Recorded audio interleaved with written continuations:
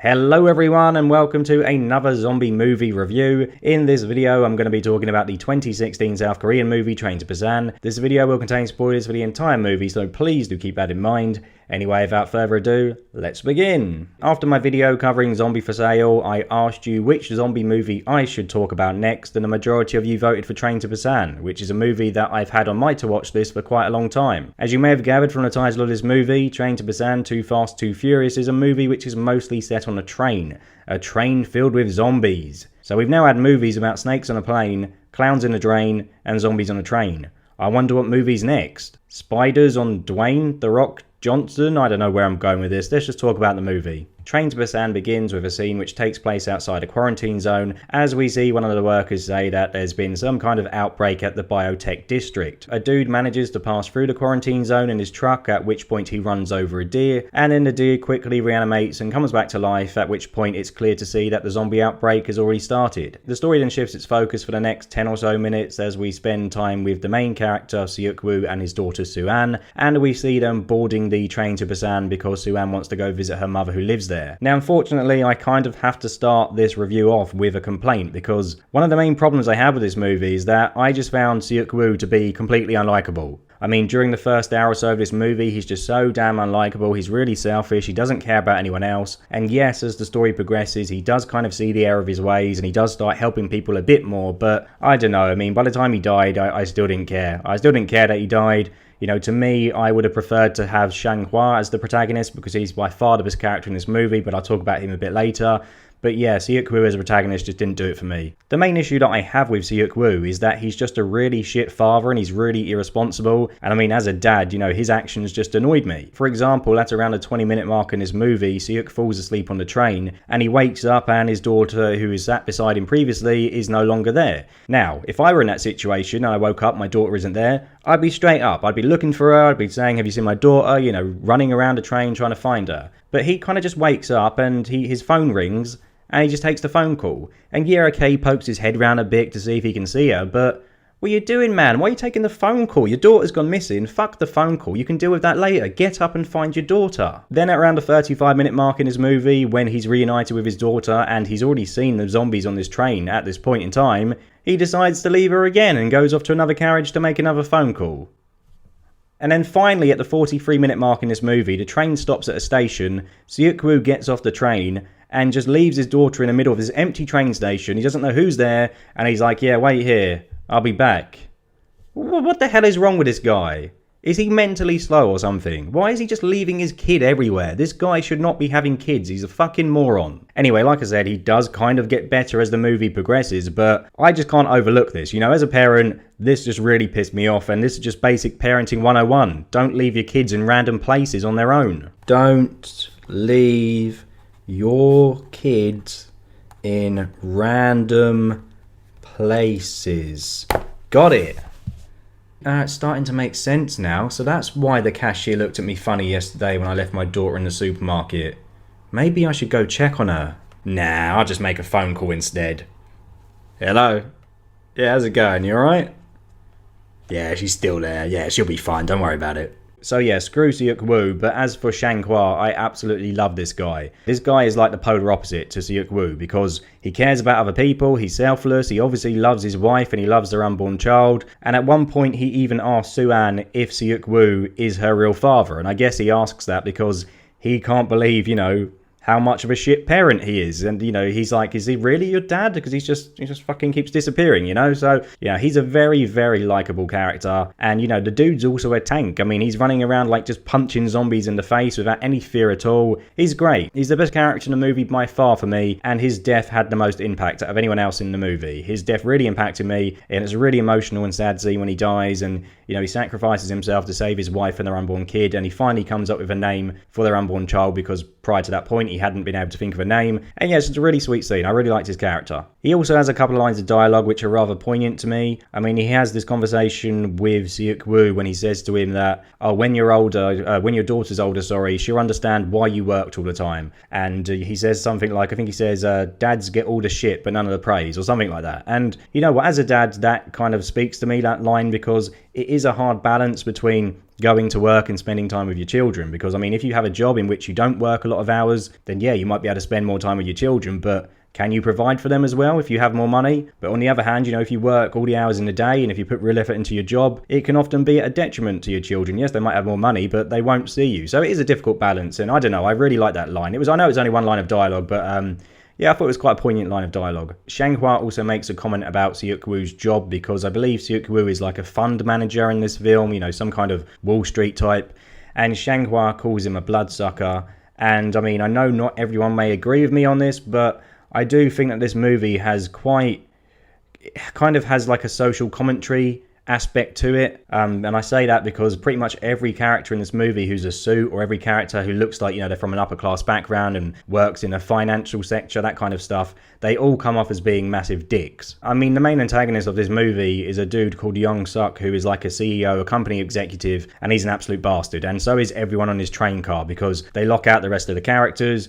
And then when the characters do eventually smash their way into the car, after nearly dying, and some of them do die because of him, he still wants to get rid of them, and the rest of them still tell them to get lost. So yeah, everyone who seems to be from like an upper class background, the rich characters in this movie all come off as being dicks. And I think that's a commentary on South Korean culture. Young-suk also constantly backstabs everyone in this movie. I mean, I think he does what Shane did to Otis in The Walking Dead in this movie about 3 times. I'm sure he throws like 3 people into zombies just so that he can escape, basically. And again, I don't know if this is a reference to the fact that, these type of people will do whatever they can as long as they're happy and as long as they're safe. They will step on people and, throw people in the way of danger as long as it benefits them. I also think that Train is a pretty apt setting for a movie that wants to make a comment about, social classes and that kind of stuff, because trains are normally vehicles that separate their passengers into different classes. So, for example, in the UK, we have first class seating, which is normally reserved by those who are wealthier, those who have more expendable income, and then everyone else goes into standard seating. And I did a quick Google search about South Korean trains, and it appears they also have first class seating as well. And I mean, yeah, it is a bit on the nose to have a story on a train which has different classes, be about, the class systems in society. It is a bit on the nose, but I don't know, it just seemed like an interesting coincidence nonetheless. Anyway, I'm going to be honest, I don't know an awful lot about South Korean culture, but I did Google Train to Busan symbolism as I was wrapping up the script of this video, and it did come up with a lot of articles from people who say similar stuff to me, and say this movie is about classism and it has, hidden messages, that kind of stuff. So yeah, even if you think I'm talking nonsense now, at least I'm not the only one who got this message from this movie. It makes me feel a bit better, at least anyway. This article that I found on filmosophy.co.uk goes into detail about all the hidden meanings in the film, and it talks about the class systems in Korea, South Korea, and yeah, it's a really interesting read. So I'll link the description to the article in the description, if that makes any sense. I'll link the article in the description for this video, is what I mean to say. Anyway, let's talk about the zombies. The zombies in this movie are really fast, and they're pretty damn scary, if I'm honest. I think the train setting really helps in this regard, because I mean, it's not as if the characters have much room to maneuver, so the characters on the train can get easily overwhelmed, and the fact that the zombies turn really quickly, that people turn really quickly after they've been bitten, it's just a recipe for disaster, really. The train setting also means that the protagonists have access to next to no weapons. I mean, I think the only weapons we see in this movie are baseball bats, and that's because some of the students are carrying baseball bats in their bags. It's not as if they got guns and knives and all that kind of stuff lying around, and I don't actually think any characters kill a zombie in this movie. On the train, at least. Anyway, I mean, pretty much most of the action scenes on the train are them just kind of pushing their way through, keeping the zombies at bay, trying to survive, which obviously makes them, makes the zombies feel more threatening. Also, it's not as if the characters can just get off a moving train at any point, so for most of the movie they're stuck, and it gives this real claustrophobic feel to the movie. The characters don't remain completely helpless throughout the movie though, because they do discover some of the weaknesses that the zombies have. I mean, there's one scene where the train goes through a tunnel and the zombies stop in their tracks because they can't see without the light, and what happens then is we get, some really cool scenes of like characters pulling up the map of the train on their phone, looking at when the next tunnel is, and then saying to themselves, right, so we got this tunnel coming up in 10 minutes, and the tunnel goes for 2 miles, and we're going to sneak through the zombies in the dark and try and get through before, we come out the other end of the tunnel. And you get some really cool stealth scenes. And, I think this film really does a great job with its train setting, because having a film set on a train would normally be quite a limited setting, quite limiting, as a filmmaker and as a writer. You would kind of think that there's not a lot you can do, but this film does a lot with the train setting, uses it to its full potential, and I really like that. unfortunately, I think as soon as the Train to Busan stops at around, I don't know, the 1 hour 20 mark or something, shortly after Shanghua's death, I kind of think the film just goes downhill in terms of quality. The last half hour of this movie kind of feels like a dumb blockbuster, which is a shame because prior to that, it felt just like this really cool, creepy, claustrophobic zombie movie on a train. But by the end, the film would just kind of goes all out. We got explosions, we got trains on fire, we got trains falling on people. We got zombies jumping on top of each other to form some kind of anchor to stop another moving train, and it just goes, gets ridiculous by the end of the movie. I didn't care for the end of it at all. Some people may like it, but for me, I was just thinking this isn't what I want. I don't think this film needed a huge climax at the end. I don't think it needed it, and the ending of this film, the last half hour really loses me. The movie also kind of goes all out with the deaths at the end of the movies, and it just kills off most of the cast, and I think a lot of the deaths just really feel like they could be avoided. I mean, there's a scene where this old lady just gets up from her chair and opens the door to the train car to let all the zombies in. And I mean, I understand why she does it, because her sister is dead. She's amongst the undead, and I guess this woman is pissed that, she believes that no one helps her sister, and, and maybe she wants to get revenge. But I don't know, I just kind of watched this scene and I was like, this kind of seems to come out of nowhere. Came out a bit of left field that she just decides to get up and kill herself and basically everyone else in the train at that point. Then we have the scene of Min Young-guk, the student, who sees his girlfriend get bit by a zombie, and he's kind of cradling his girlfriend in his arms as she dies, and he basically just sits there and she turns and she eats him, And I don't know, I mean, I guess at this point in time, he'd just given up on life because he saw, all his classmates die and his girlfriend just die.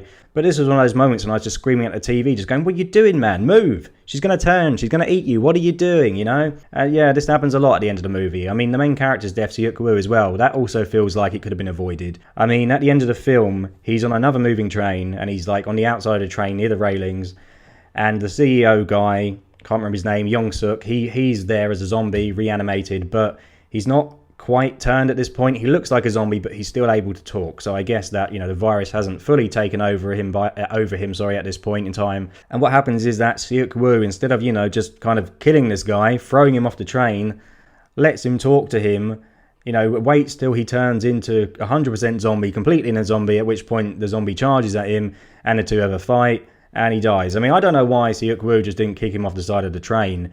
And then when he's fighting him, he's there's a scene of him fighting him, and he's got him from behind. Seok-woo's got the zombie from behind, and he's putting his hand in his mouth. And I was just thinking, why are you doing this? He's going to bite you. And he gets bitten, and he dies. And I don't know, I just felt this final boss battle was a bit bizarre and a bit, I didn't like it. I didn't like the ending at all. I mean, if Shanghua was alive, he would have just taken the zombie out in 2 minutes and, punched him in the face, punched him off the train. But I mean, I guess I should give Seok-woo some leeway because, nothing in this film suggests to me that he's a fighter, that he has any experience. So, I mean, I guess I can't expect him to just go, drop kick a dude off the train like the characters in Walking Dead would do, and, be an action star. I guess I kind of have to give him that, but I don't know, it just felt a bit disappointing. And then what happens is that Seok-woo turns rather quickly. He goes to the back of the train whilst he's turning. And then we have this scene which I still can't really make my mind up about, because as he's turning into a zombie, we kind of get these flashbacks to him seeing his daughter for the first time, to his daughter's birth. And he's there as a zombie and he's smiling, mid-transition, he's smiling. And in one way, it's kind of sweet that in his moment of death, the final memory that he would go to was a memory of his child, because, throughout this movie, like I said earlier, it seemed at certain points that he's a bad parent, that he doesn't care about his child, but obviously he does, because the last thing he thinks about is his child, before he dies, which is kind of sweet. But on the other hand, I'm sat here watching a zombie smiling, and it just looks dumb. It just looks stupid. I'm sorry, but it's supposed to be a really sweet scene, but at the same time, I kind of wanted to laugh. So yeah, I can't really make my mind up about that. Anyway, long story short, Seok-woo's kid, Soo-an, and Shanghua's wife are the only two characters who make it to the end of the movie, and they make it to a safe zone, and that's when the film ends. And that's Train to Busan. And I quickly want to mention something before I wrap up with this video, because I'm going to be honest, I kind of had a bit of a hard time writing the script and reviewing this video once I knew that there was a social commentary aspect to this film, and once I knew that other people had picked up on it as well, because I kind of feel like this is the type of movie that if you are to critique it in any way, you're always going to get someone who says, oh, well, this happened because of symbolism. Oh, the character did this because of X, Y, Z. You know, that's the problem with movies that have a double meaning, is that whenever you critique something, someone's always just going to come up and go, oh, you don't understand it. That happened because of this reason, you know? I mean, just have a look at this Reddit thread in which someone says that they also believe, like me, that the granny opening the door on a train was just a bit random and it came out of nowhere. We get this response from someone who says that they believe that the granny opening the door symbolized her rebuking against the blind trust of authority and self-interested behavior that is a moral concern in South Korea. Now, there was no way I was ever going to come to that conclusion. Like, how did you even reach that conclusion? But I don't know. People who know more about South Korea may see things in this movie that I don't, you know? He then goes on to mention the Sewol ferry disaster, which is something I know nothing about, in which apparently a captain on a ship and the crew left the ship and left some people to die. And he basically points out, you know, that in South Korea there's a big big problem with people only caring about themselves and all, you know, kind of like narcissistic behavior. And she was kind of rebelling against that because those in the train, they only cared about themselves, and that's why she did it, blah blah blah. And I don't know, at times it does kind of feel like you need to have a big knowledge and a big appreciation of South Korean culture and history to understand this movie, you know, and to fully pick up on some points. I mean, maybe the guy on Reddit is just talking, or lady, or whatever, is just talking complete nonsense, I don't know. But it also feels like, you know, there's going to be people who know more about me than South Korea, you know a hell of a lot more than I do about South Korea, who see things that I don't, and who may think, you know, me picking on certain points is silly, and, you know, because of whatever reason that I don't understand. So yeah, that's the problem I had reviewing this movie, is that, you know, it's a hard one to cover when you know that some stuff in it is just symbolic or can be interpreted that way. But all I can do is critique this movie based on my own experiences. So, you know, I mentioned at the start of this video Seok-woo leaving his daughter multiple times. I mean, yes, there may be a deeper meaning behind that, but I can only critique it based on what I know. And, you know, and what I know as a father is that you shouldn't be doing that. You know, you shouldn't be answering a call if your daughter's gone missing. You should be going after her. And, you know, I can only critique the movie based on how I feel. And yeah, I still don't like the main character, and I still don't like the ending, despite what other, you know, secret meanings these parts of the movie may have. But overall, though, I do have to say that I did enjoy Train to Busan. I really like the train setting. I like Shanghua. I think the action sequences are great. I haven't really touched on them, but the action sequences are really good in this movie. The zombies are scary. It has a really good score when the, you know, people are changing into zombies, and it does make you feel on edge and makes you feel scared. I just think it's a really good movie. I mean, sadly, I didn't like the ending, but I know some people might like the ending. I didn't like it. I didn't think it really needed to go, you know, full Hollywood blockbuster, but maybe that's just me.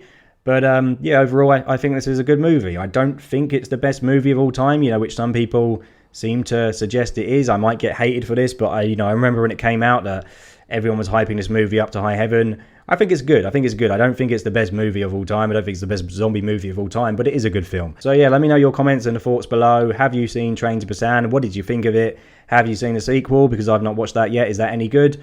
And what else do you want me to cover in the future? So yeah, let me know in the thoughts below. I hope you enjoyed let me know in the thoughts below. That doesn't make any sense. Let me know your thoughts below. And yeah, I hope you enjoyed this video. Take care. Goodbye.